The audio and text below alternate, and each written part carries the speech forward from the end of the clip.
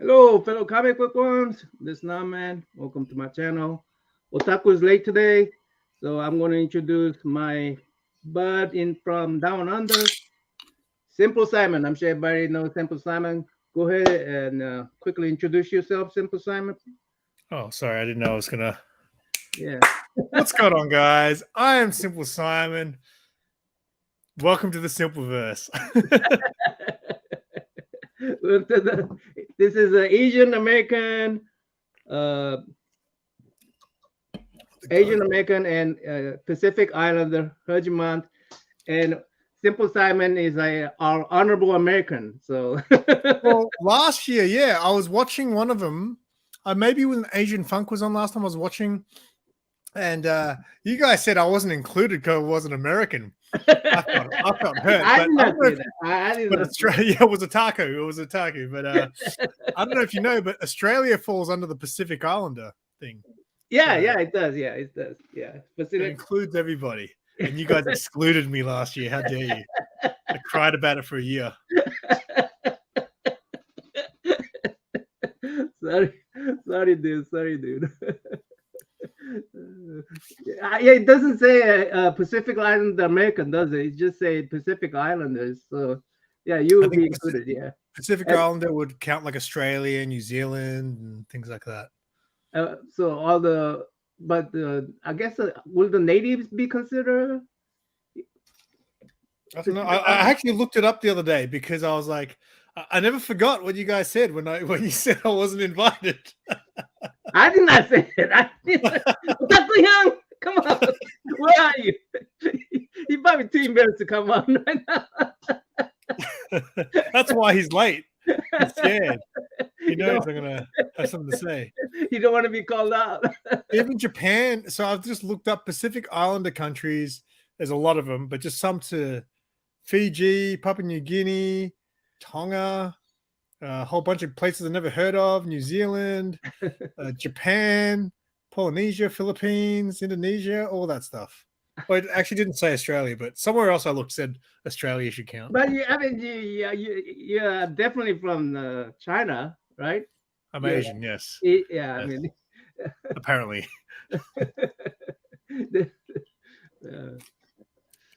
So I guess all the people who call themselves Asian need to be American. I guess that's what I just call AAPI just Asian Appreciation Month. Asian Appreciation Month. That's right. That's what I call it. Hey, Comic Bay looks like he's not gonna make it. He went to sleep. I saw him at the. He was on TM stream. We were watching that together. Yeah, I saw him there. Yeah. Hey Perry Gaming, how are you, sir? What's going on, Perry? Hey Jay. Hey J80, long time no see. Hey Vic, my young dude, what's up? Hey Beefit, Pacific Islanders rule. Okay. Hey, the Jackson Roy Kirk, where are you at now? He could be he's everywhere. He's included everywhere. So you're not drinking anything? Sorry that you're not drinking anything. No, I'm not prepared enough. I should really plan the night before. It's also because I got to wait till pay. I get paid tonight, so I got to wait till pay goes through before I could buy anything really. Right now, right now is the brokest I am during the week because I get paid Tuesday nights. So maybe all Asians. Well, maybe I don't know. It could be. It could be because we are pretty prolific people. So how long since we've been on together? I mean, we've been on together like on CJs and stuff. Yeah, I think during so I had all of April off work. So during April, I think we hung out at least maybe once or twice on CJ's channel. So yeah, for as you being on my channel, I think it was June, back in June last year. Yeah, last year. That was a Meet the Collector as well, right? Yeah, it was Meet the Collector, I think. Yeah. Yo, Miss Friday. Newbie's Australian. Australasian. Now, Mass Spice going. Well, I am not included. By the way, I am Oh, I just want to do a quick shout out for the comic book community award. I decided to create a new series. Um, it's called. I'm gonna call it. I'm gonna make an individual video, but each video is gonna be dedicated to each people that Namen is nominating. Okay.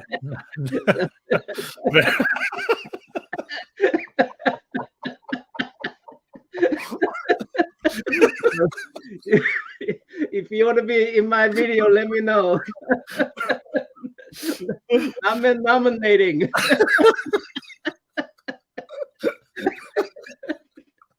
Oh man. How long were you waiting to say that one? Huh? How long have you been waiting to say that? Oh man, that's funny. Well, I already said a whole bunch of time during my video I made, but Oh man, that's funny. nominate. I'm the nominator. I think I voted you last year. I think I nominated you for best new channel. I think were you Yeah. new channel for last year? Did you? I Yeah. got voted on. I got voted on. I think three. I mean, that was awesome. Yeah, I remember voting for you. I think it was for new channel. Yeah, I got voted on that. I don't know how I got voted in. What was the other one? But yeah, a couple of them didn't make sense. I mean, new channel was fine. Channel under 100 subs if you were new as well. That always works. Yeah, that would have been fine. But yeah, that was my only chance I had. Those are the only chance I had to being actually being nominated and maybe have a winning chance. But this year I'm not. I couldn't even fit into those categories. So I think they did. Somebody did nominate me for the collaboration channel. That's funny when yeah, I nominated a lot of things that just didn't even make the final thing. I took it very seriously. I voted for my favorite shows, and no one else likes my favorite show. Comic Gories is my favorite show. You ever watch Comic Gories? No, I haven't watched Comic Gories. Haven't watched Comic Gories, man. I like the. My very first video is going to be about Slingers. So. Well, Slingers is fun too. Comic Gories just has a little bit more at stake, I guess, because so with Comic Gories, they randomly choose out of these like categories, like they randomly choose one, and then you have 30 seconds to go find a book in your collection that suits that thing, and you got to do that like up to 5-6 times. So is that what Biggie is in? Is that a Biggie one? No, it's on John's Comics with Kids. I'm sure Biggie's been on there before. But yeah, it's just a lot of fun. I haven't actually watched it for a while. I haven't watched YouTube as much in the last sort of 6 months as I used to. So I could tell the cover sling was people are getting a little tired. They need new blood. When they should put you in more, like, you know what I mean? I agree, man. Look, I can't do it every week because it's literally have to wake up at 4 or 5 a.m., which I'll do every now and then. I'm happy to wake up at 4 or 5 in the morning once every now and then, but I don't want to do it every week. One of the things that I complain about in my video is that, hey, the Gray Man doesn't care to win. He just no, he wants to win so bad. Huh? He wants to win so bad. So okay, so here's the problem with Cover Slingers sometimes, right? Because a lot of the time when I used to watch it every week, I used to put it on while I was like organizing my comics or something, and every now and then I just look up at the screen to see what comics you were showing. But sometimes there were just 5 people yelling at each other constantly. And for someone who's maybe new to the show, who doesn't know you guys so well, like it's fun for us. We know you guys, and it's fun to have you guys yelling at each other. But when you don't know you guys, and it's just 5 people yelling at each other, and then Matilda just popping off swear words left, right, and center, it's a lot to take in. Yeah. Great Man could really overwhelm people sometimes. But I really enjoy the shows, especially when I could enter the contest. I really enjoy that show. Sorry. Go ahead. I was just going to say, I went on that time when they had Kiss covers because I was like, if you got Kiss covers, you have to invite me. Oh, So okay. I went on the Kiss cover one, and of course, I won. It was just 10, 10, 10, 10, 10. Well, you know, you got Matilda in a good mood. See you, Vic. You have a for the if anybody who goes on there new, you do have a little honeymoon phase where people are nice to you at first. So, but Yeah. but once you start slinging, they'll sling at you. So Yeah. That's anyway, my how's your collection been doing? My collection, I still buy comics. I'm reading less than ever, but I'm still Less than buying ever? comics. I thought you never read, according to Sarah. No, I read. It's just so hard to find the time. I mean, there's a lot of things I love, right? So even like all I used to ever do, like go back a year even, all I used to do is make videos, like read comics and watch your videos. And I think watching YouTube videos took a lot of time away from me reading as well. Yeah, that's true. I mean, this YouTube watching other people's video took a lot of my time. And that's why, like in the last sort of 6 months, I've just probably more than 6 months now. I've just really started to try to do things that aren't so. Hey, What's up, mate? What's up? Kids What's up, Simon? Not much, man. Kids are in bed. Well, yeah. Well, he's still awake, but I just sneaked Bye, away. boy, we left. Hey, K-pop. Glenn. So where'd we get in the conversation? I really look at, I'm just glad to have you on. Because you are you're such a like a great community member on YouTube. I really appreciate like your content, and just like the way that you guys geek out on like pop culture and all and the way you feature your community members. It's really a nice thing to see. Thanks, man. Yeah, I like to think that my channel is not necessarily a very informative channel. It's more about just me hanging out with friends and me, I guess, enjoying nerd culture. I guess because it was very new to me, and that's how when I started the channel, I wanted to do YouTube for such a long time. And then when I finally thought of something, I was like, oh, since I'm new to all this, like you go back to when I started, I had none of that stuff. So it's kind of all built up just in the last sort of 4 and a bit, 5 years. Wow. That reminds me. The Alex in the Between the Line mentioned it too.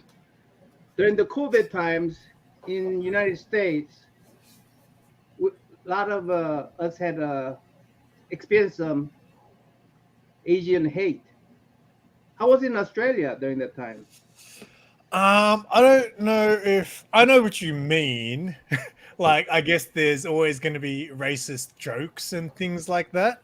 Jokes? I hope it was just jokes. I mean, I could handle the jokes. I don't think there was the Asian hate thing wasn't. I don't think a bit. Not that I know of anyway. Down here, but definitely, I mean, there'd be those things where it started in Asia and this and this and that and that. So, Kung Fluid? What was it? Kung Flu? Kung Flu. Trump? Trump called it Kung Flu. Yeah.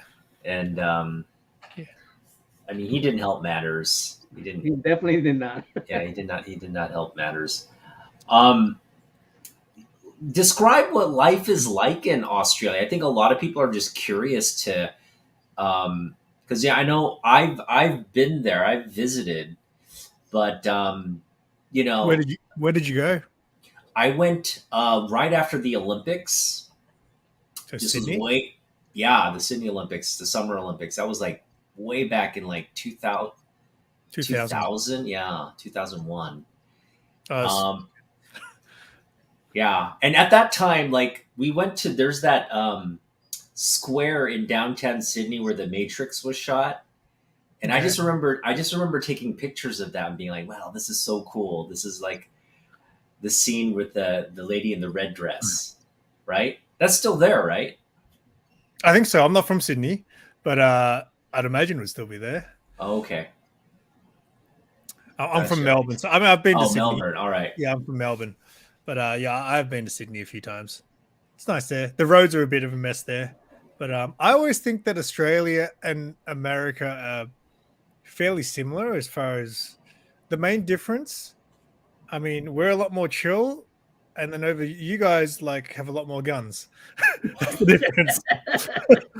It's I feel like as far as like the way we live and things, the things you have, or like we have most things that you guys have a lot. You guys have it on a bigger scale, and you guys have guns. That's that's how, that's how Yeah, I see it. we're not chill because guns are too cool for us. We're not chill at all. But Yes, snakes. Yeah, there's snakes. Um, the previous suburb that I lived in, there was a lot more snakes there. I never saw one, thank God. But like there was like a park behind where I used to live, and there was like a bike path, right? So on the bike path, they paint these images on the path. So there's like a bicycle, so you can ride your bike on it. There's a painting of like a person walking, so you can walk on the path, and then there's a picture of a snake. So when I first moved there, I was like, "What? How many snakes are there here for you to justify putting a snake, painting it on the walk path?" It was really bizarre. yeah, Australians have more knives. But them are not knives. These That's are right. knives. Yeah, we remember the Crocodile Dundee, that Yeah, famous they scene. need to do a little deviant on that one where some American guy goes there and those are not the guns. These are the guns.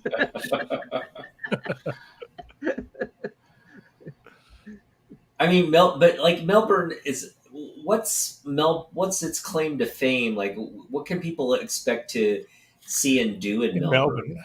Yeah, Melbourne, I think we're very well known for music scene, um, food scene, coffee, all that sort of stuff, which is not really my thing.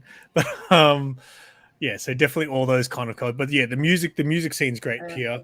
I think You as know, far as going Dr. out, Van Doon, Ben Hood, Ben Hood. it's kind of mate. Ben, I just want to Um, say Dr. Van Doom, like Dr. Doom. Dr. Vaughn, who makes some great videos. Yeah. and so as you know, if you've been following us, it in America it is Asian American Pacific Islander Heritage Month, and we're celebrating, the contributions of people of Asian heritage to American society. Do you have something similar there in Australia? Where, because I know the Asian American or Asian Australian community is very prominent. It's Yeah. grown over the years. There's definitely a large percentage of the population now is from different parts of Asia. Um, how do Australians sort of recognize that aspect of the culture? I don't know of us celebrating AAPI at all. Maybe they do. I only know about it really because of the comic books, and that they released the AAPI covers and things like that. Yeah, right, right. And then you guys doing this last year. So I never really see it celebrated too much down here. There's definitely big Asian, like CJ said. There's a lot of Greeks here in Melbourne. So where I live and where I am now, even when I grew up, there was a lot of Greeks and Italians where I am now. Now there's a lot of Asians there as well now for sure. And there's Yeah. definitely certain pockets throughout Melbourne that are big Asian communities, big Greek communities, and things like that. But yeah, I don't know. I don't really see too much stuff with the whole AAPI stuff around here. But yeah, it's literally the comic books. Like seeing those covers come out every year, I was like, oh, what is this? And then seeing you guys do this last year, I was like, oh, I didn't know this was a big thing. So, Well, we're trying to make a big thing out of it. you guys are It's creating always the a hype. big thing, but we're trying to make a big thing.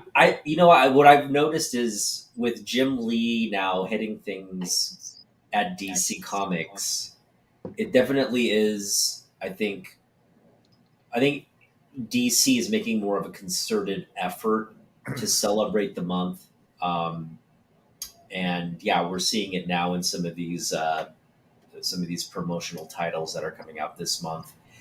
And I think for a while now, you've just seen more sort of an introduction of diversity throughout Yeah, for sure. both publishers, and so I think that's good. Overall, that's good for people reading. Yeah. Yeah, I definitely think Well, So- this thing has been we lost this, I think. No, it's not gone, mate. You guys, you'll live on forever, mate. I just don't do it as much personally. Even for a while, I was making other people do it. That's why I've got clips of everyone licking books. I get them to lick the books for me. That's why I got the Venom licking book, but you never use mine. So Yeah, but you didn't lick the book. That's why. because Venom licked it for me, I turned into Venom.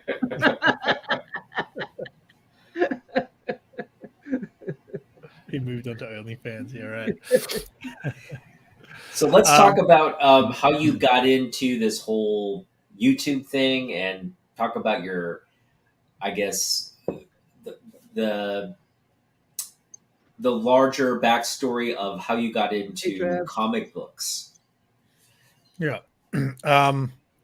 So with comic books, I was into comic books when I was younger. I can't even remember the age range, but I'll always remember the thing that taught me that comic books had some value was The Simpsons, when they had the Radioactive Man issue 1, and they split the comic book and they used to turn the pages with the candle. So that made me sort of have a little fascination. I was into things like Ninja Turtles and stuff like that as a kid. So I had Ninja Turtles comics. I was really into Sonic the Hedgehog. And the Sonic Hedgehog.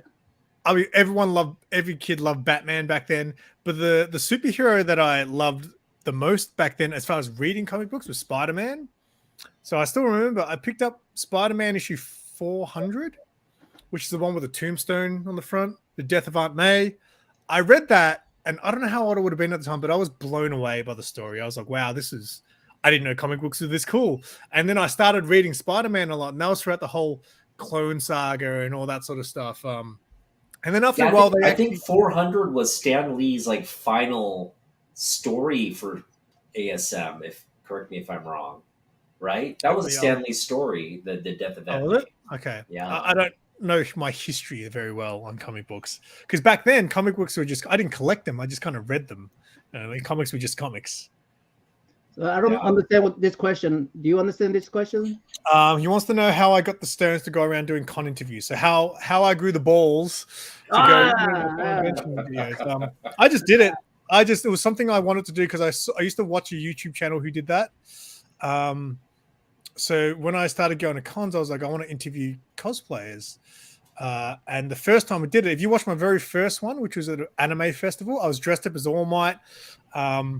I didn't have a microphone or anything. I literally just used the microphone on the camera. The audio was terrible, but I just went up to people really nervous. I'm still really nervous when I approach people and ask them for interviews, just because I'm always, because I get knocked back a lot, believe it or not. A lot of people say they don't want an interview.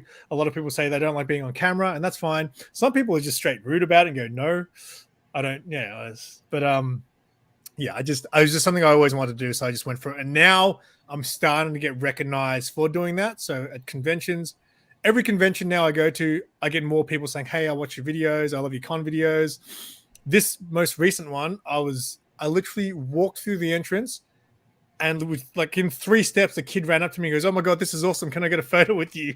And I was like, Wow. that's weird, but okay. Wow. So yeah, Let definitely. me ask you this: if you go to cons around states, let's say you travel to states, let's say I don't know, just pick one big one like San Diego or Yeah. New York Con. You think you would have the same stone that you had in Australia to do it? Yes, because I think Americans love being on camera. So I think it would be easier. Okay. I think it'd be easier over there. Because Okay. some people here are like, you can tell a lot of people are nervous, but they're kind of also like, I can't believe someone's asking me to do an interview. Like, I've never done this before. Like, there was this one dude in the last one, he dressed up as Red Robin, like Tim Drake. And he was just, oh, no one's ever asked me for an interview. And you could tell he was kind of nervous and stuff, but then he was talking about cosplay and how it really helped him have more confidence and, you know, things like that. So those kind of things are cool. And they spend so much time on their cosplays and stuff that I'm sure they want to talk about them. So Oh yeah, I'm sure they do. And that is the dream would be to be able to go to convention and get paid to go to conventions and make those videos. That would be the dream. Because people ask me, they're like, are you going to come up to Brisbane? Are you going to come to Sydney? I'm like, I wish. You know, I'm not that big. So, but one day that would be the dream. Yeah, I mean, yeah, I can't even put a camera in front of me when I go out in the crowd. It's because it feels so awkward, you know? Yeah, so I've gotten used to that. I just gotten to a point where I don't get. Sarah hates that. She really doesn't like being on camera very much, especially when we're out in crowd and I'm like pointing the camera at myself. I've just gotten used to it. I'm just like, whatever. It's like I'm not going to be able to get the video I want if I'm going to be too nervous to film myself, you know? So I really enjoy video editing.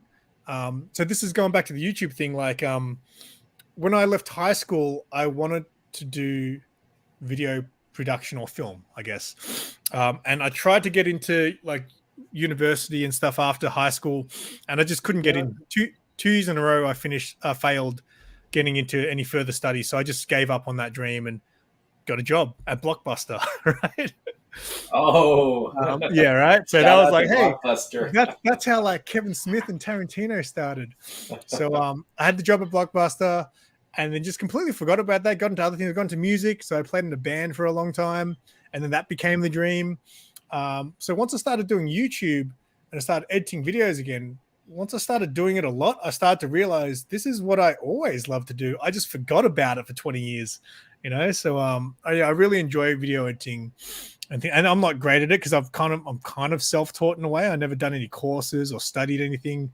Like my high school, I did 1 year, and back then I finished high school in 2000. So you can imagine the stuff we were using back then compared to what's available now. Like you can edit a movie quality video on your phone these days. So yeah, I actually I enjoy video editing myself. Yeah. And I used to put a lot more effort into my earlier videos. If you, for those who've been following me since the start, I used to do a lot of like skits almost with my Red Hood cosplay and my Ash cosplay.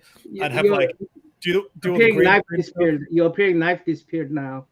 You're not doing the appearing knife anymore. No, I do that. No, I still do that sometimes. I still do the appearing knife, but I did some really funny ones in that Red Hood series. I did like I've got like a butterfly knife, but it's a bottle opener.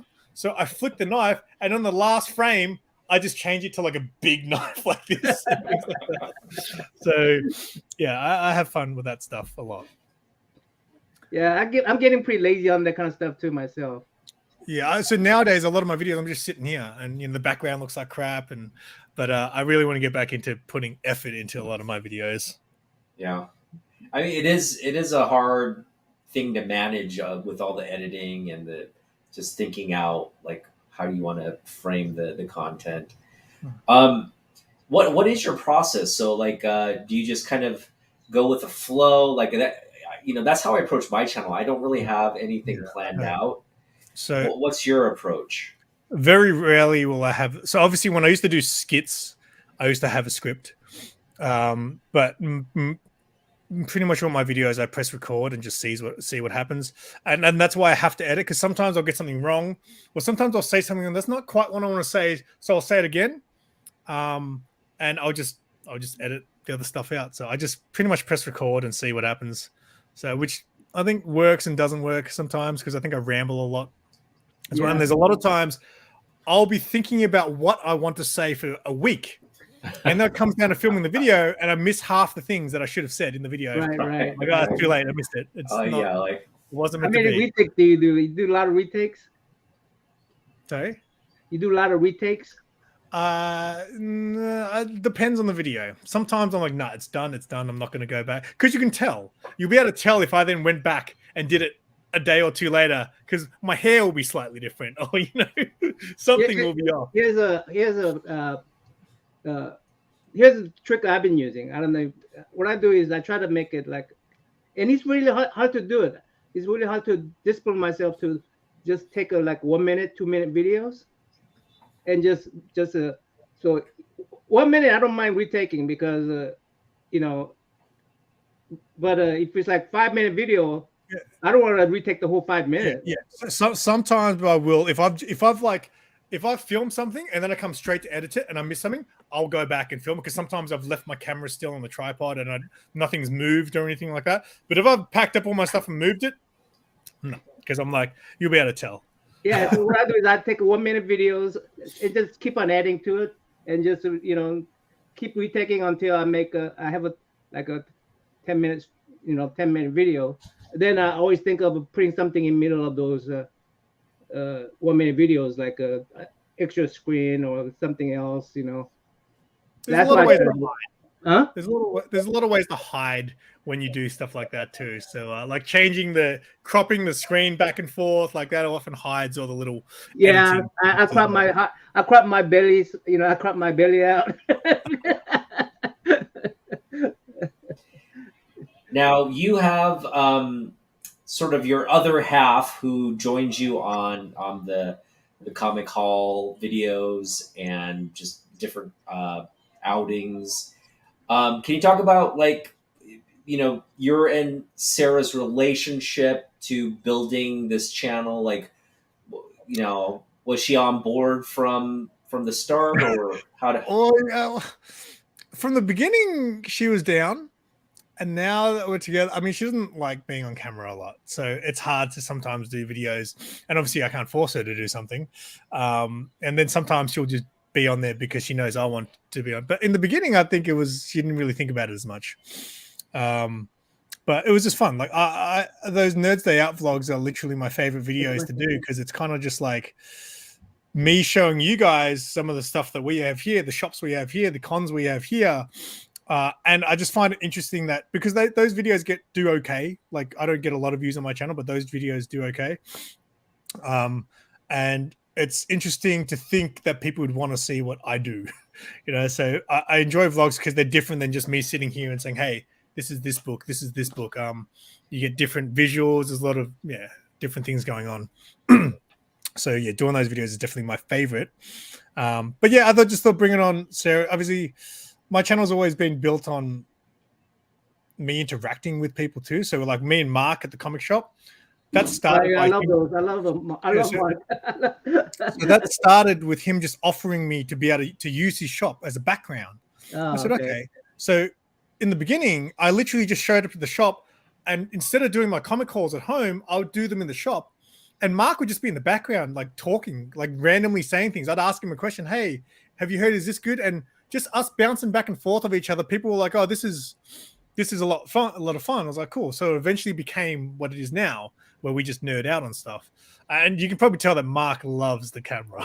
Like he loves the camera. Yeah. Hi, Mark. Hi, Mark.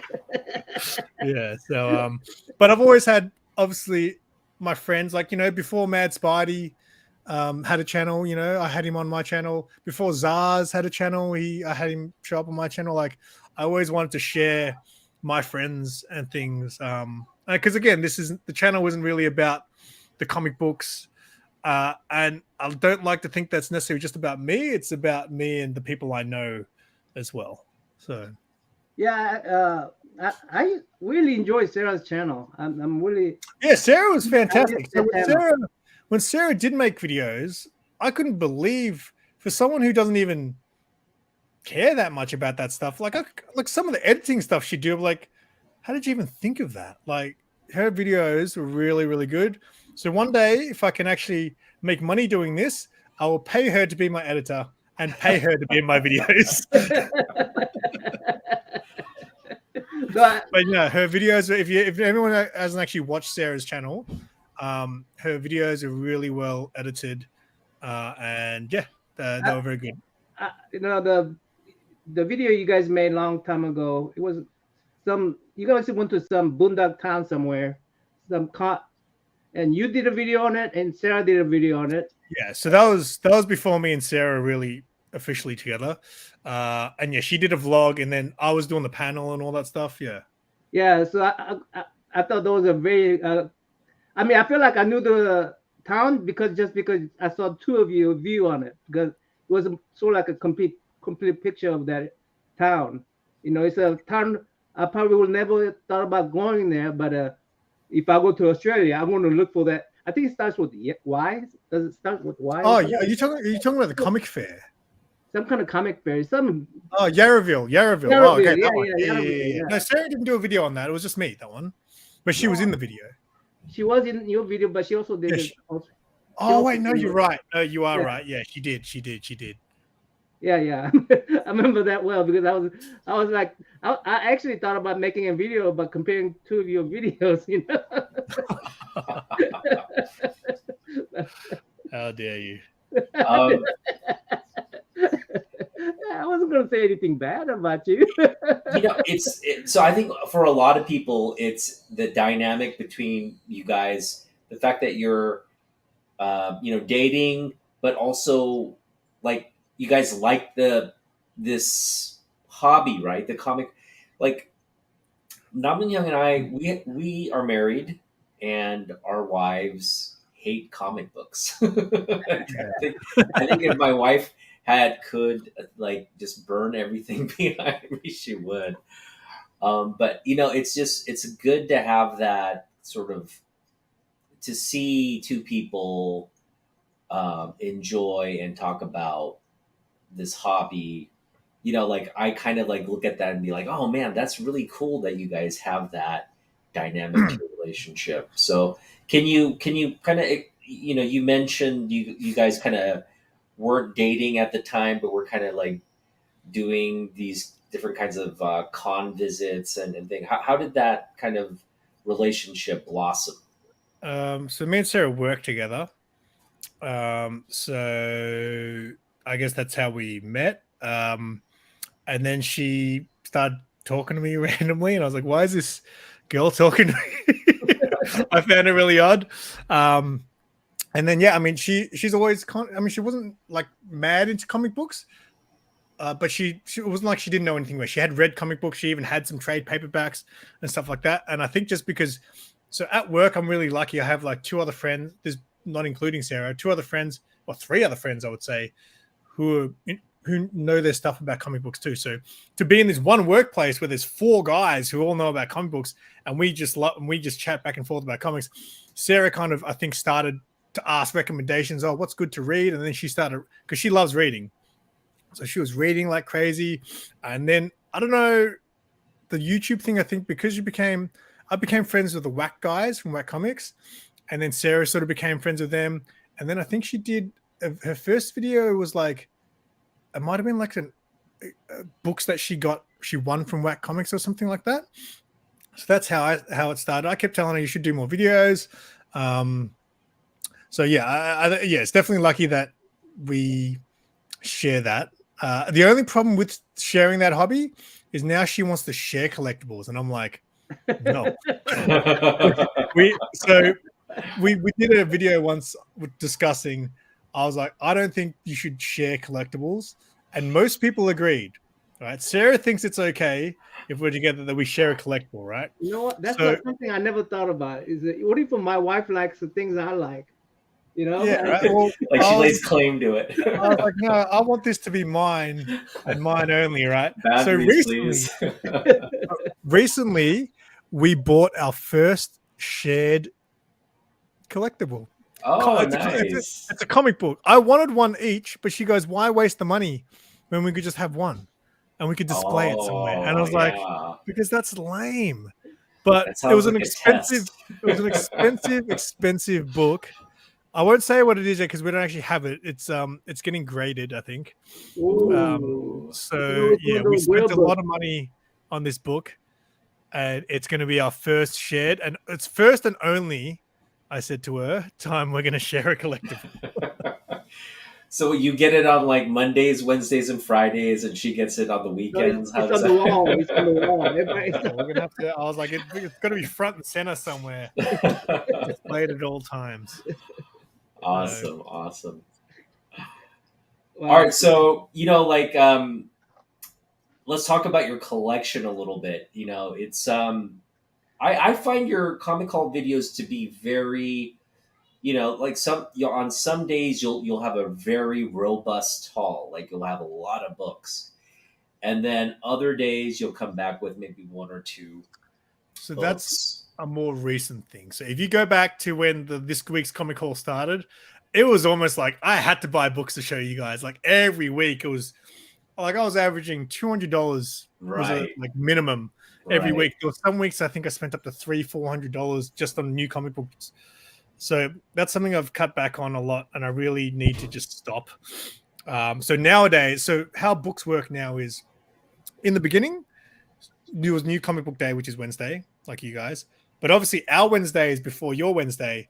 So we would get our books before you, which was insane. Like, to me, you guys are like, you guys hold claim to the whole market. So the fact that we got our comic books first is really cool, I thought. So I'd release my my weekly haul on the Wednesday. So it's like, you guys, like, a lot of people were like, I watch your video and then I go to the shops to pick up my new comics, and like, that's super cool. And then COVID stuffed everything. All right. So with COVID, they obviously, DC went off, they left Diamond and did their own thing. So ever since that, they split the orders. And then all of a sudden, instead of coming on Wednesdays, they would start coming on Thursdays. I think DC come on Tuesdays now, and Diamond comes on Thursday. But the problem is now shipping has become so high in price that Mark has to now, and a lot of shops have done this now because the cost of shipping for those books to Australia is, you can imagine. And a lot of shops now get their new releases from Diamond fortnightly.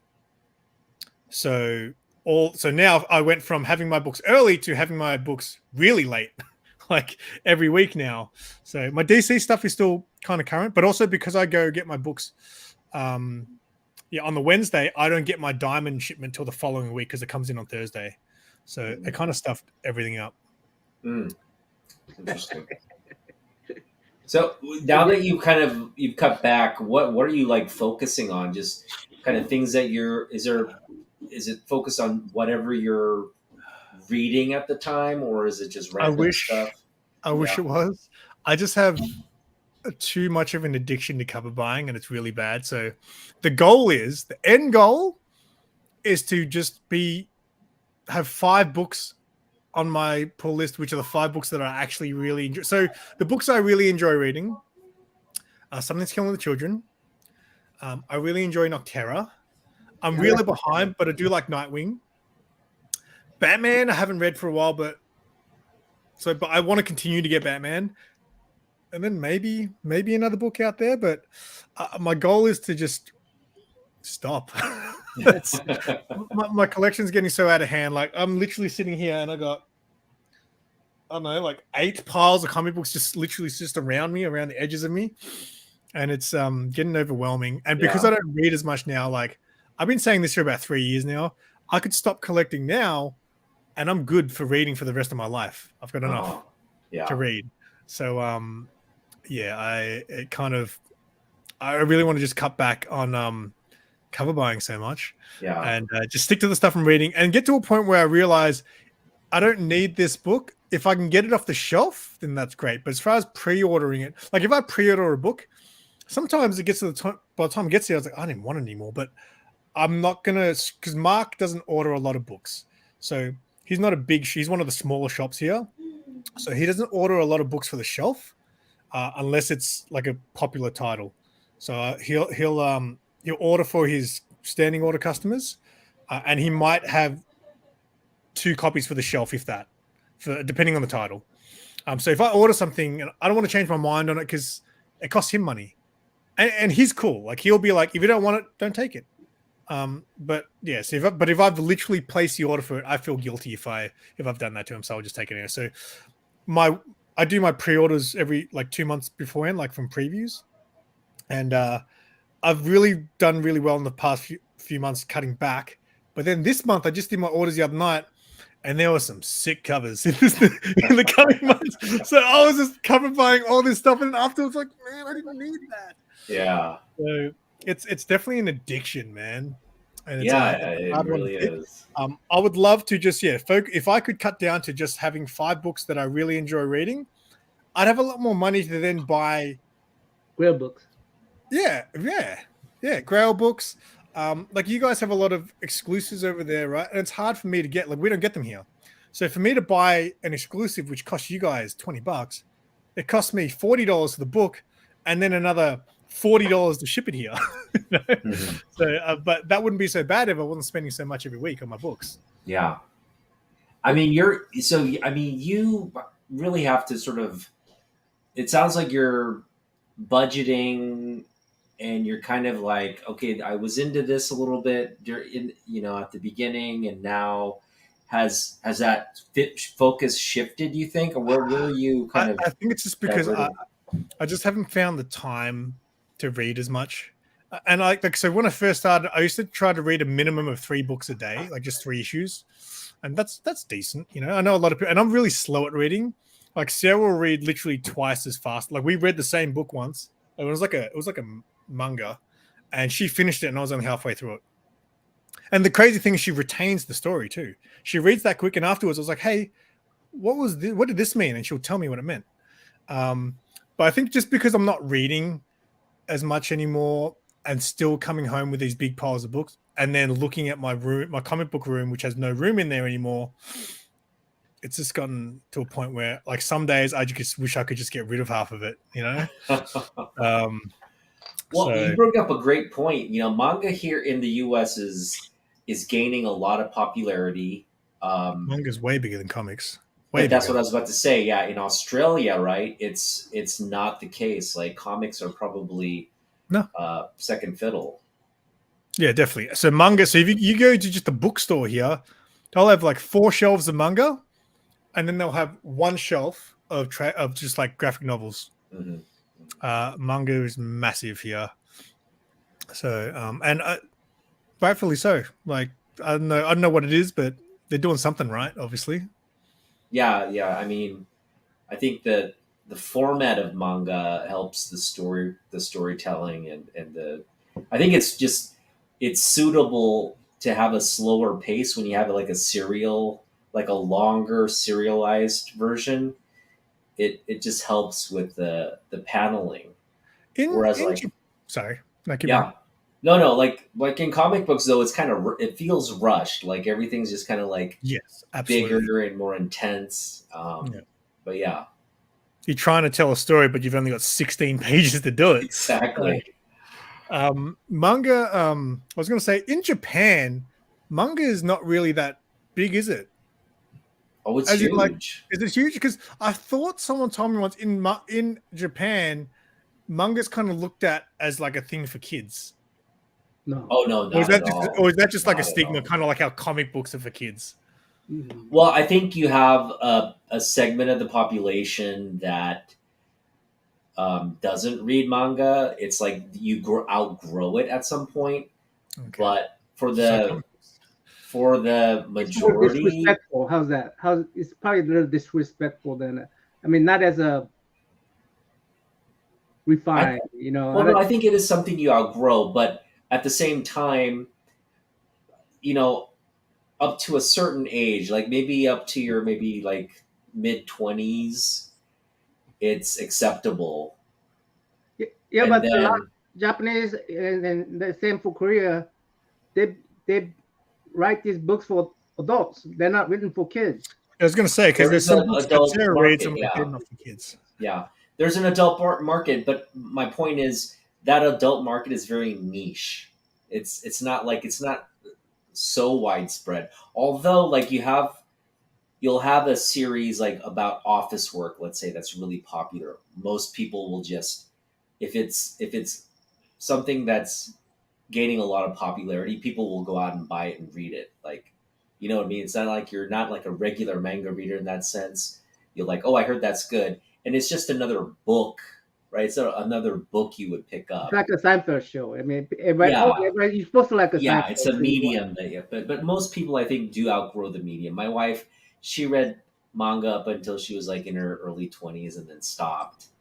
But she was into all the romance and kind of adult oriented stories. So it's a mixed bag, but yeah, I think for the most part, it's still a male like us. We would be still reading manga. Like we would grow up reading manga, and we would still be reading manga. So in that sense, it's still like really targeted toward geeks, like otakus. I don't know if you guys saw this, but I did the pre-orders the other night for my comics, and they're doing these. I don't know what they're like manga style DC books. I don't know if you saw them, but they look. I got to show you. They look awesome. There's one that's like about Superman. It's like Superman. Oh, here we go. So there's this one, the Joker. Oh, Oh, nice. so that's about Joker raising Batman as a child. But look at this Superman one. Superman versus Meshi. I think it's Superman eating food. Look, it's hungry and work. It's hungry work being a Superman. That's why every day for lunch, Superman takes a quick stop over in Japan to try a new chain restaurant. I am ordering the crap out of these. How good are those? I asked my kids. Wow. I asked my kids. They went to Japan just recently, Yeah. and I asked them, "Hey, if you find any kind of a manga about like Batman, Superman, Spider-Man, Hulk, whatever, Thor, give me those." Well, there was that Batman Ninja. Did you watch that? That Batman anime? My kids It got was- me these comic books you buy from America. And I remember there was a long time ago. There was a X-Men anime, like they did X-Men in the anime style, and I remember watching it and being like, oh, I don't know, oh, it's just too like I didn't see the point of it, right? Like, yeah, the animation quality is great, but it was really sort of like a detachment from the real identity of the, you know what I mean? It just felt like this sort of put together, forced kind of arrangement. Didn't really have like its own voice or identity, so I just didn't connect with it. That's why I often, and I've grown to accept it more now, but I never really like Elseworld stuff and stuff that just takes a different spin, because to me, it's a story that doesn't matter. You know what I mean? It doesn't matter in the whole grand scheme of things. But now I think I've gotten a little bit better, I guess, because multiverses and stuff exist. But like I kind of have accepted them more now as just like read it just for what it is and the story that it is. So, Right, but, yeah. right. I mean, comic book used to be very episodic. I mean, it was just you just read it like a popcorn. I One mean, line, yeah, one continuum, right? One story, and that's it. And really didn't matter if it was a Green Lantern, Superman. It was just you read it and it's over. Yeah. With. It's like Yeah. you can continue on. Well, Absolutely. It just they just use the familiar characters. Yeah. And Well, go ahead. I'm sorry. no, you go, man. You go. Yeah, what a lot of people do. I mean, like if they have a science fiction stories, comic book would borrow those stories and turn it into comic books. Yeah. Some small portion of it, and stick a Green Lantern in it, stick a Green Arrow in it, and that's it, But nowadays, I don't know why you need to have this continuity and being a what do you call it? It has to be Multiverse. What if? Yeah. when it counts and it doesn't count? Why is there something that counts and doesn't count? Like canon, if it's canon or not. Yeah. Yeah. Why is it canon or not? Yeah. Well, that's why. Like, so when I read now, so obviously again, I've got a whole library to choose from when I want to read something. So what do I read? I will very rarely these days be in the mood to read superheroes. I'm not over it. It's just some of the stories are written so they're too comic bookish. I want my superheroes to be believable in a sense, I guess. I like a serious superhero believable story. So sometimes when they go way out there with the ideas, it's a little bit too much for me to enjoy. So for example, there was that Superman, I think written by Bendis, and everyone hated it, right? I only read the first issue, and there were two aspects of it. There was Superman being Clark Kent and dealing with having a wife and a kid. I really enjoyed that part of the story. But then there's the next few pages where he's flying up into space and talking to aliens, and I'm like, I don't like this. It's too much for me. So these days, when that's I a choose lot to of read DC though. That's a lot of DC. well, exactly, and that's why when I read now, I prefer to read indies, because indies, again, because I was newer to comics and I don't know the history of it, it's hard to know a lot of, like, understand a lot of the superhero stories. While with indie books, I'm there from the beginning. I've learned about these characters from the beginning, and the stories are just better, in my opinion. Like horror is probably one of my favorite comic genres because most of the stuff I really enjoy reading turns out to be horror.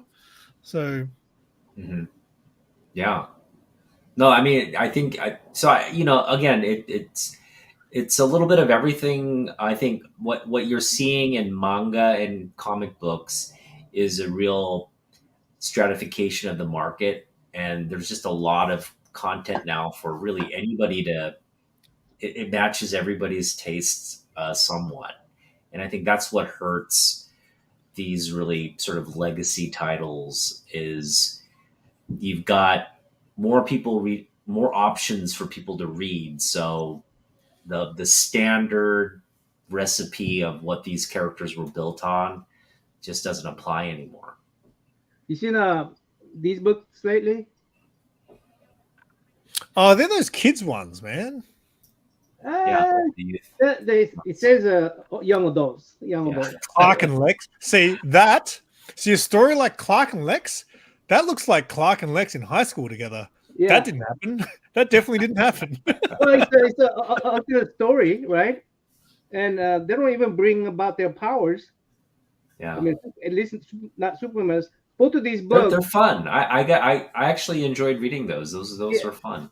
yeah, it was like they stick familiar name characters, and they don't exist, but there's no superheroes in these books. Yeah. Just regular just- people. Well, they're backstories of people who aren't. Yeah. But yeah. Even in this one where the Clark has regular parents. I mean, the adoptive parents are black family, right? Mhm. So it's like really different. Wow, that's cool.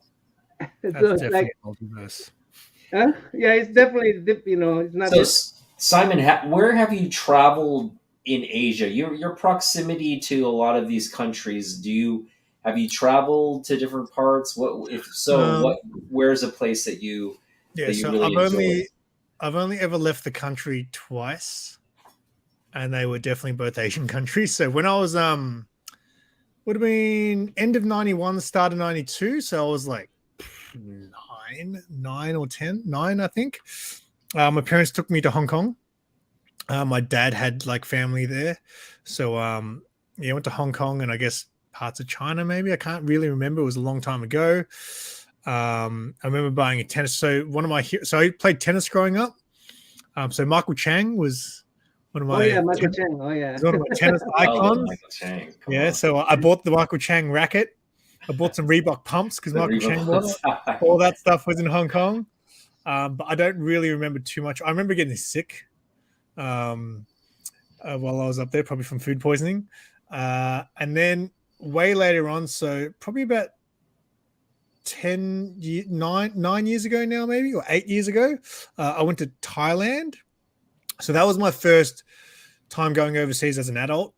At the time, I was doing Muay Thai. So I was like obsessed with Muay Thai. So that's why I wanted to go to Thailand. So me and my friends went there, and we just went there to hang out, spend money, watch some Muay Thai fights. So they're pretty much the main two places that I've been. Cool. You've been on stream all day long. Yeah, well, I did that on the stream earlier today, so Yeah. just to warm up tonight, get some practice. So But Japan is my, like, me and Sarah both really want to go to Japan. That's like my dream destination. Just because the places I want to go to most are probably going to be Japan and America. But the thing is, for me, like I said earlier, America just seems like it would be like here, but more dangerous. You guys have lots of cool shit, but Japan, I don't know how many times I'm going to travel because I'm really bad at saving money.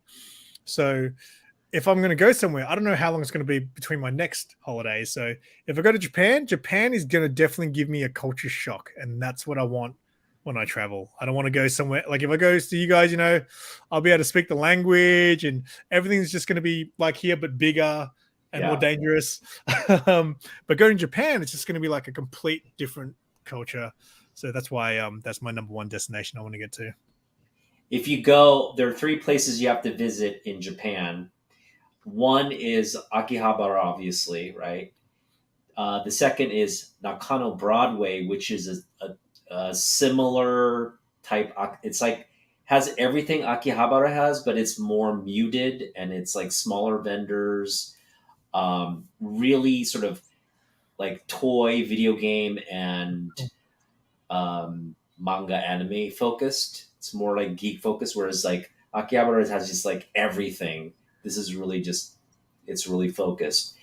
And then a book off. Book off is like a used bookstore, but it has gajillions of used like manga and like pop culture, like you know, old DVDs, old CDs, just like all kinds of stuff. Yeah, that'd be sick. Yeah. So those are the 3 places I would recommend. You could probably spend so Place? much. What was the first place? Akihabara. What's that? Akihabara is like the old electronics district, but now it's sort of like it has just everything like maid cafes, video game parlors. It has like DVD shops, anime manga shops, toy shops, Record shops. record shop. It has everything, and it's literally like a comic book. Like if you're into manga, or even into superhero like DC Marvel like content, they have everything like toys, comic books, everything you can imagine in this like just market. It's just basically all the entire like 3-4 blocks is just shops and things related to that. So it's really awesome. That was like when I was in Thailand, there was this place, I think it was called MKB or something. It was this massive shopping center, and it was right across the road from where we were staying in the hotel. And I'd go there every day. I went there every day for like a week. And every day I'd find a section of that shopping center that I'd never been to before. It was like a football stadium. There was an entire area, like it was as big as like where I work. We work in this big building. It was the whole floor was just selling mobile. Like I went to get a mobile phone. The entire it was like a market just for mobile phones. It was insane. Sounds like that, but better. Well, you know what's really interesting about that market in Akihabara? There are shops where I, as a collector, I can rent a display case, and I can price my items, put them in that display case, and just pay a monthly fee to have that rent that display case. But all the sales that generates, the store manages for me. They take a little percentage along with the monthly rental for that display case. But all the sales that they make, you get at the end of the end of the month. So it's like you don't need to have your own shop, but you can make money in a physical retail environment by kind of like utilizing that space. It's a really intricate system that they don't have here in the U.S. that they do in Japan, and it's again located in places like Akihabara and these different areas. Sharing of space. Yeah, sharing of space, literally. Yeah. Yeah. And some of these display collections, they're you're talking about like really vintage rare stuff. So like they're expensive and like, but that's why you go there 1 week and you go there the next week, everything's changed. Like people are constantly going in there, updating their items, and it's never static. It's constantly in flux, along with all the promotions that come out with the new stuff. It's an incredible place to really spend time. Yeah. Problem with going somewhere like that is I don't know how I'd be able to bring everything I want to buy back. It costs me a fortune. You got to go with the empty suitcase. You got to go with that empty suitcase. But no, I'm really looking forward to seeing you guys go there because I think you guys would just really, really love it out there. Oh yeah, the videos. Talk about content. Talk about YouTube content. I'd come back with like bloody 3 months worth of content. Exactly. Is that always in your mind when you go to some places like, hey, I could create some content? Yeah, I'm constantly thinking about making videos. It's a sickness. Oh man, we didn't get to. You had some books prepared for us. Yeah, I got a couple of books. I got some books and I got some collectibles. Yeah, let's go overtime. Come on, we Okay, can let's go go. overtime tonight. All right, let's go. This is right. this is fun. So I got 5 books. You said top 5 with no context. So I just brought 5 random books. I thought I'd keep it themed to Asian theme, right? Okay, cool. So they're not great books because, you know, everyone always brings their top 5. They want to show off their keys and things. Yeah, don't get me wrong. I like seeing everyone's collection, but I don't like seeing the same books over and over. Like if I have to look at Ultimate Fallout 4 one more time, I couldn't care less. I like it when people pull out books that you don't see every day, right? Yep, me too. So I bought 5 books that all have a little bit of Asian influence. This first one is a Green Hornet book. Oh, yeah. Kato. It's actually signed by, this was Ken Lashley. Mm-hmm. He signed it. So this one book I actually got from Mad Spidey. Mad Spidey, I think, subscribes to Ken Lashley's Patreon or something. So he got given like a box and he gave me all the stuff he didn't want. So he gave me like a sketch cover from Ken Lashley as well. Wow. But yeah, this one has a nice little signature on it. And there's some Kato action on there. That's a nice book, yeah. I'm not going to put these. All right. Next, The Man Under the Mask. Boom, we got some Bruce Lee. Oh, yeah. Yeah. Hey, look, it's Narman in the 60s. Yep, I look just like that before. I found these books. We have a toy shop there. Have you guys ever come to Melbourne? Come see me. We'll take you to Lobo's. It's this awesome toy shop. I showed a bit of footage when Lee came down recently. We went to Lobo's and I did that vlog. But I found they've got comic books there, and I found 2 issues of this in there, so I had to pick up that because Bruce Lee is obviously an idol Nice. of mine. And then one more just to stick with the. We've got 3 more books, but one more to stick with the Bruce Lee theme. This is one of my favorite homage covers. I love movie homages, and this is just one of the best. Oh, ever is. Dragon. What is that, Grayson? Yeah, Grayson. Dick Grayson? Yeah.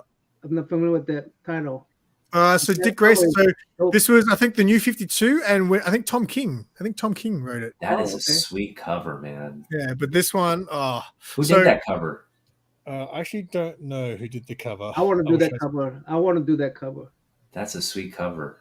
I bought, so DC did a whole bunch of movie variants. This is going back before my time.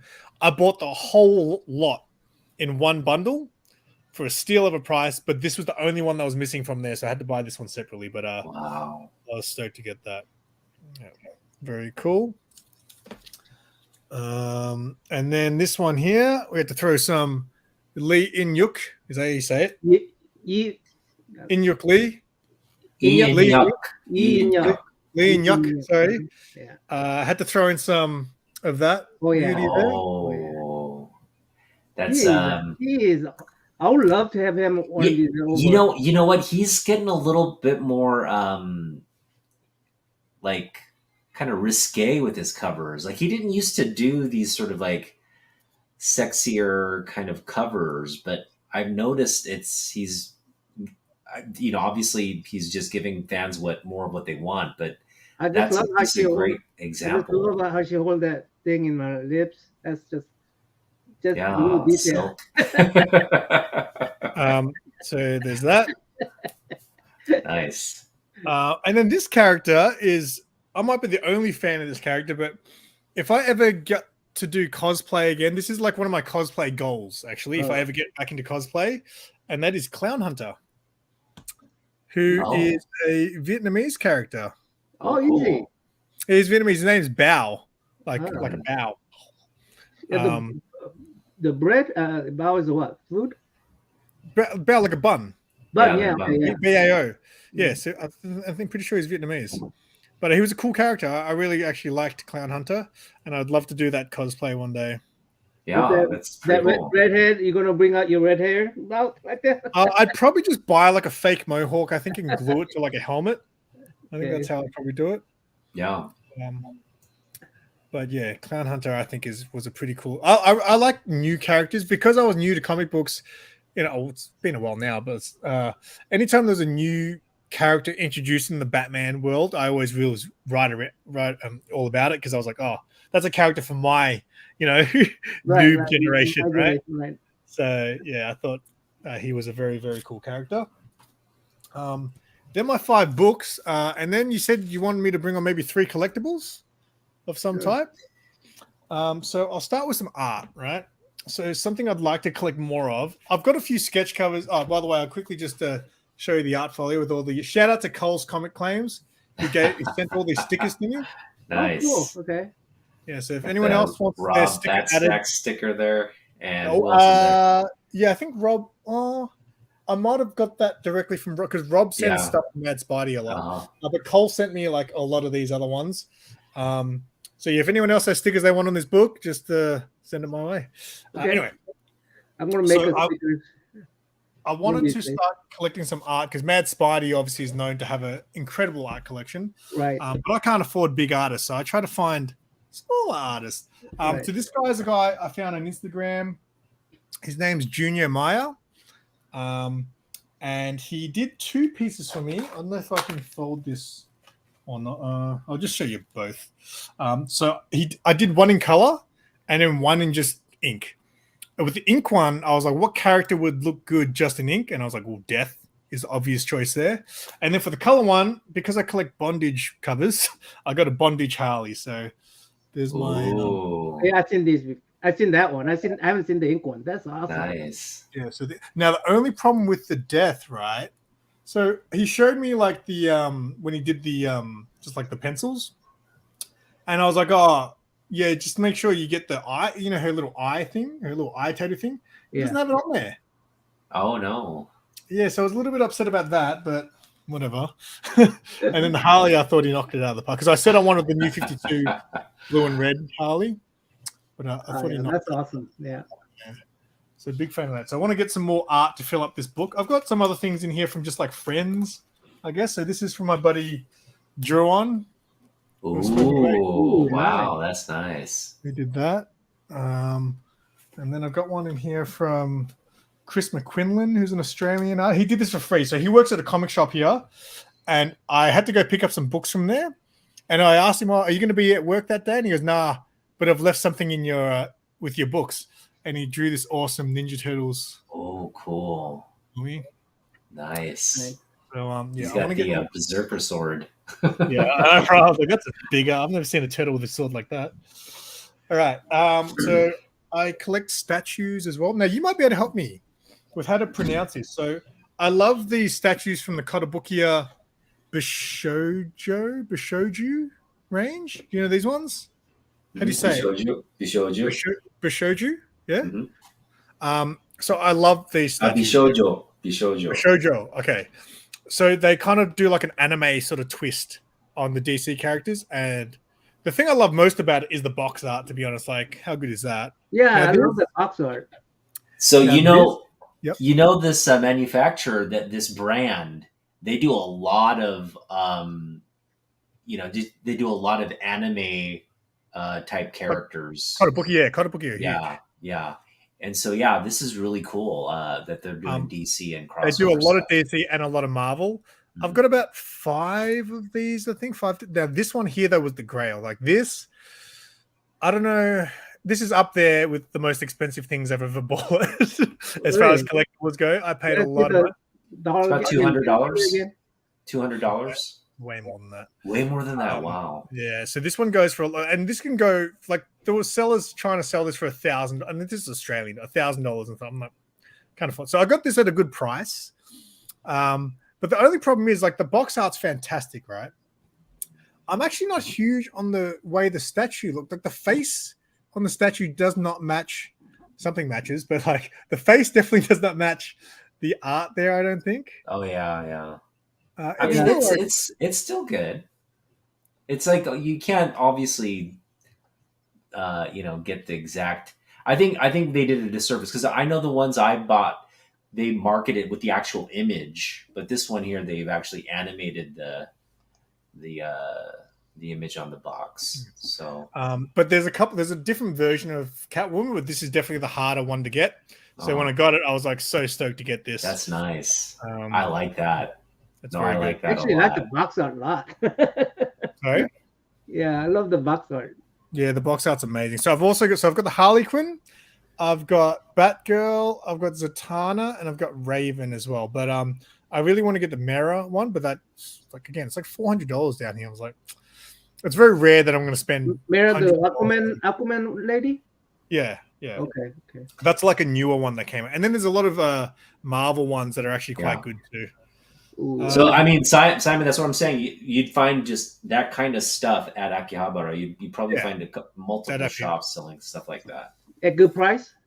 Yeah, like you'd probably get it cheaper than in Australia. Well, buying that off eBay from like what I've found is a lot of these DC statues, I'll see them getting like the Kotobuki ones. You'll see them on eBay coming from Japan, and they're way overpriced when they come from Japan though. So I don't know why that is. Like I've got a Red Hood statue, and so this one here, and I've got a Red Hood Kotobuki statue, and they sometimes go for $1,000, but it's when they're coming from Japan that they cost that much for some reason. I don't know why. Mhm. All right. Interesting.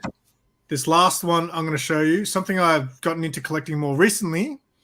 I really want to get into collecting like toy, I guess, gun replicas and things like that. So something like, so that's my Mandalorian Nerf blaster there. So that's something I really want to get into, and collecting like, Star Wars little toy guns and things like that. So this is my pride and joy. This is my Alien M41 pulse rifle from Nerf, and I have to show it off as much as I can because I spent a lot of money on this. But this thing is absolutely awesome. Oh wow! Yeah, It's got the counter on there as well. I don't know why it's on 7 right now, but oh, I didn't know it was loaded. Wait, it shoots like bullets. Yes, it shoots Nerf darts. Oh, Nerf darts. Okay. Yeah, so I just shot 2 without knowing. I don't know why it says 7. So every time you can unload that, and then when you lock it back in, the display will reset to whatever number you set it on. So it goes all the way up to 99, I think. But I've just got it set on 10 because you can only fit 10 bullets in here. But so see that should go to 10. Wow. But yeah, you can change the display to what it is, and every time you thing it goes back to thing. And it makes a sound, but the sound's kind of, it's got the grenade launcher at the front. So, but this thing here is like my favorite thing in the world that I own, and I don't get to play with it enough. So anytime I get a chance to show it off, yeah. And so the way I found out about this was Mark at the comic shop. He showed me his. Oh. And he had, so one of his customers customizes toys. Like he repaints his like Batman, like his McFarlane figures. He creates some dioramas and stuff for them as well. So Mark gave his gun to this dude, and this dude fully painted it to look like the real thing. Oh. So I'll probably get that done eventually, but right now I'm kind of liking just it looking like a Nerf gun.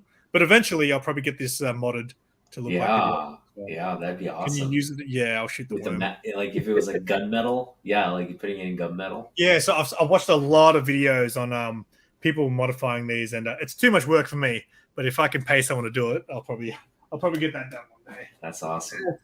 But yeah, this is that's fun. I'm really interested in. Does Mark collect comic books too?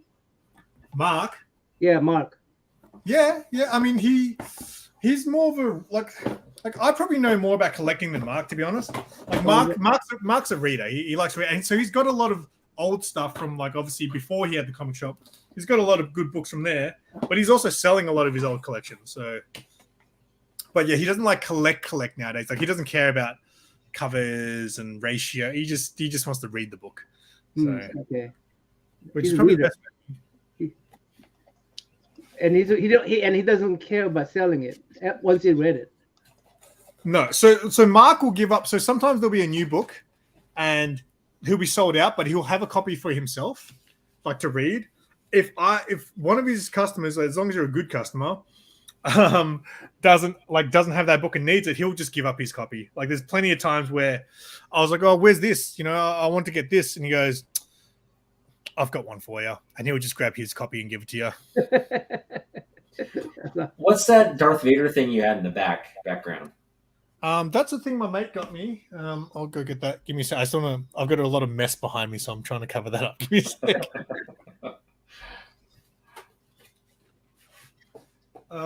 One of my mates loves getting good deals on places like Facebook Marketplace and stuff.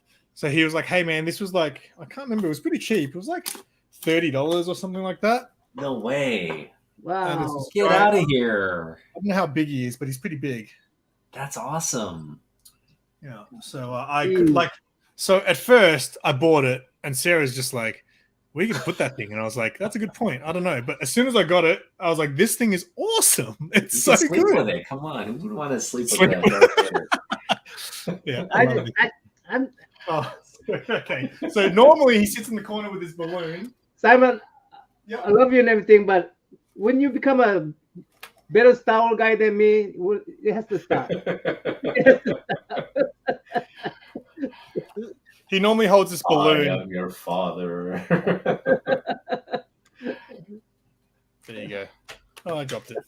Oh, So yeah. That's so awesome. I gotta get that. Seriously. So yeah, you look these up on because I don't look up things on Facebook Marketplace too much, but when I do every now and then, just to have a look, you get some pretty good bargains because some people. I've seen those in antique shops. I've seen those in antique shop. Yeah, some Is people. Is it older? I'm not sure when it's from actually. I should make the same as foot. 2013. Oh, okay. Yeah, that's so old. It's old now, yeah. That sure looks random to be his father. That's awesome.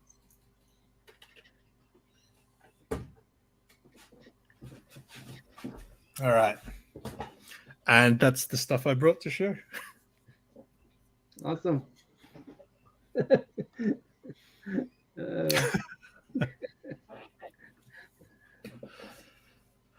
So I guess any plans to come to the U.S.? I mean, you've got.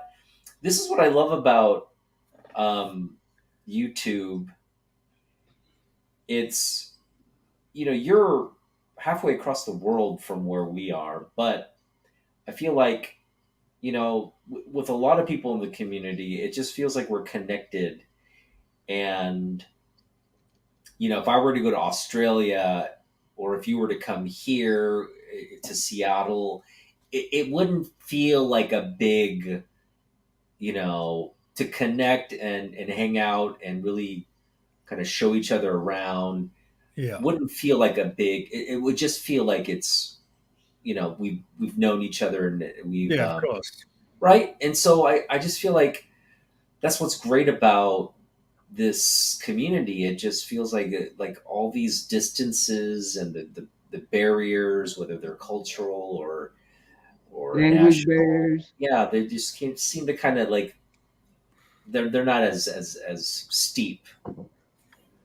Yeah, like the dream, like one of the, like I used to fantasize about this, like being able to go to the US and do like a film series, like a video series where I went and met everyone. So you know how like Bueller has the bus and he goes to all the comic shops? Something like that, but instead of going to comic shops, I'd go meet you guys and then we'd go to a comic shop. You know what I mean? Like that would be a dream to be able to do something like that. But I need a real job to be able to afford something like that. So one day. I don't know if you know these guys they call themselves English gentlemen. Do you know him? Do you know them? Taco? No. So what their specialty is they can speak fluent Korean. Well, at least one guy does. And he introduced Korean culture to all these different, he go to Britain, for instance, and show, make him try like ramen or hot ramen or kimchi and stuff. And and the Koreans just eat that video content up. They just eat it up, right? Yeah. And they got huge really fast. Yeah. And now they're going to the United States and try all these different restaurants and they have a huge staff filmmakers, editors, and they they got a whole bunch of cameramen just following them around. I mean, they go meet King of England, for instance, and so that's within the span of 5-6 years, and that's all they do. And how you do things, Simon, that's you remind me of them when you're doing these blogging stuff. So Yeah. I mean, I could see it working. I mean, Yeah, I would encourage you to plan something. I mean, obviously it requires you to kind of budget out and save, but like a trip here, let's say, if you were to come to San Diego Comic Con and give us advance notice, I would definitely do everything to try and meet you there and hang out. Yeah, like 'Cause how that's a when I see all you guys meeting at what is it, Heroes Con and stuff. Yeah, now, Heroes man, Con. like, that's awesome. Like I love seeing those videos, and I get jealous, to be honest, when I see you, because I'm like, man, I wish I was there hanging out with you guys, because I don't get to come on too many streams. I never want to miss my opportunity to hang out with people on the other side of the world. But obviously it's hard with the time difference. I'm normally working most days anyway when you guys are doing streams. So and I think because of that I don't get invited a lot. So when I do, I always never want to miss the opportunity to hang out with you guys, and to hang out with you guys in real life would be awesome. It would be the dream. Oh, Alex, how are you, Alex? I invited Alex to our show, by the way. Oh, hi, Alex. When's that happening? You've only got 1 week left to It's up to Alex. appreciate It's us. up to Alex. It's great to meet another new community member. So welcome, Alex. Thanks for hanging out. Yeah, she was at the in between the lines. Fantastic artist. She's going to be our meet the artist guest. Cool. Looking forward to that. Yeah. Yeah. Well, it's perfect because I think one of our artists, Jumbo and I think he canceled on us. So. Well, he got COVID. Yeah, he has. Yeah, he has COVID. So we're wishing him a speedy recovery. And yeah, we had scheduled him for this month, but he said he couldn't join because he's sick, and so we just wish him all the best in terms of getting well and making a speedy recovery.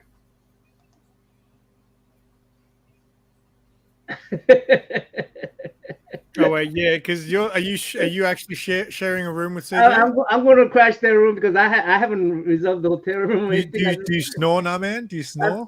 I grind my teeth. They're gonna hate me. They're gonna hate me.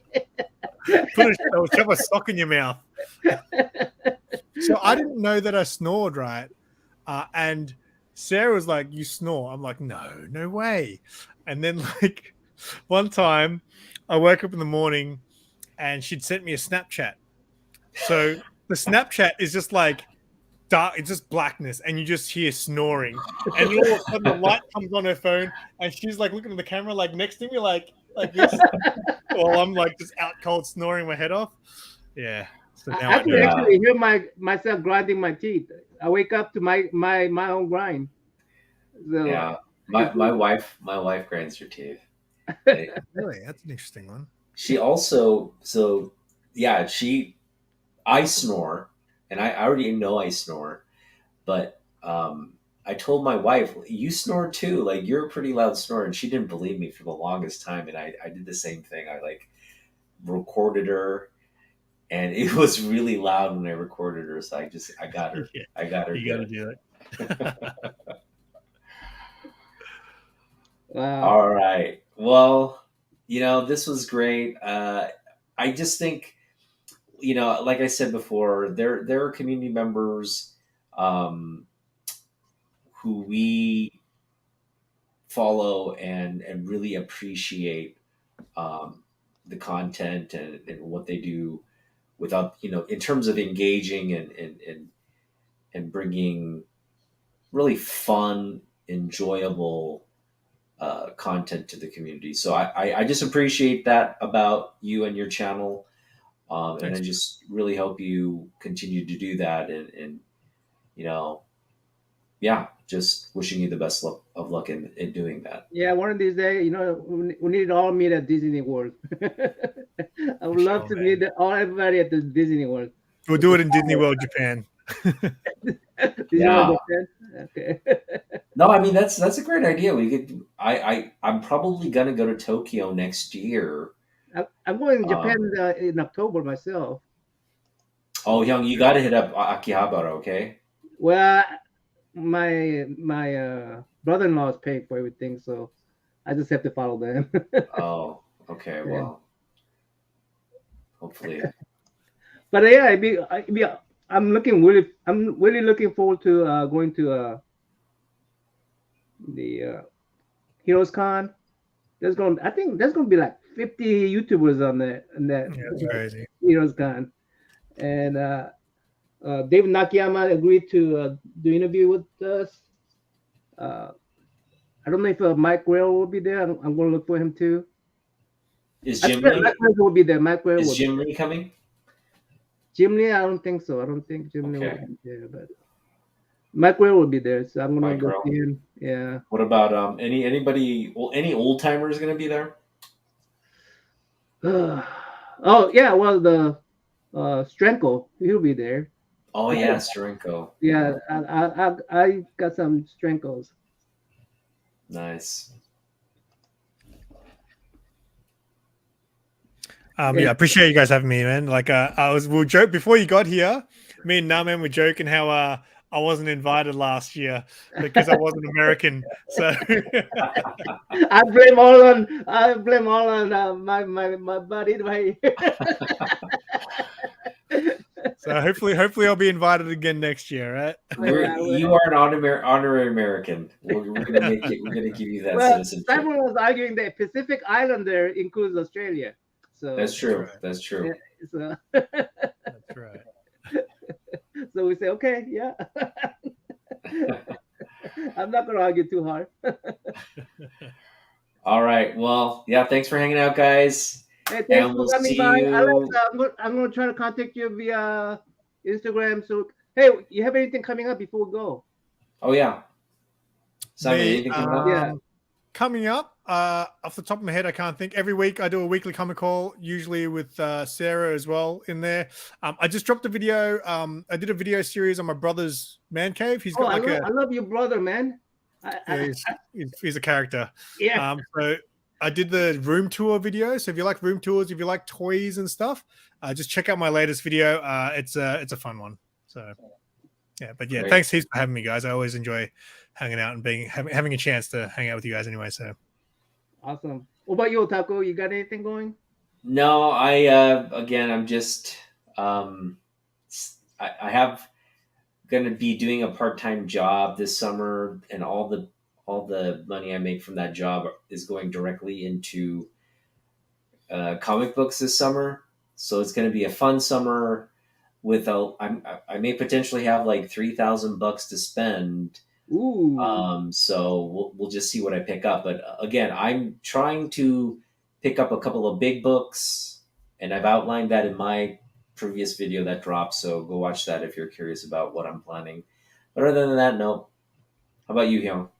Tomorrow we're gonna have a 23 Munch. He's a great artist too, but he said he's gonna come here as a collector. So we're 23 Munches. I think he's from Philippines. Anyway, he's one of the Pacific Islanders. So he'll be here tomorrow. I Okay. hope to have Alex sometime. This Sometime weekend. next week, and then you better plan it soon, mate. The clock's ticking. yeah, People are going to stop appreciating us in a week after a week. and Greg LaRoque will be here on 30th, I believe. So anyway, yeah, I'll contact you, Alex. All right. Thanks for coming by, guys, in the chat. I appreciate you guys for sticking and just hanging with us. Till next time, guys.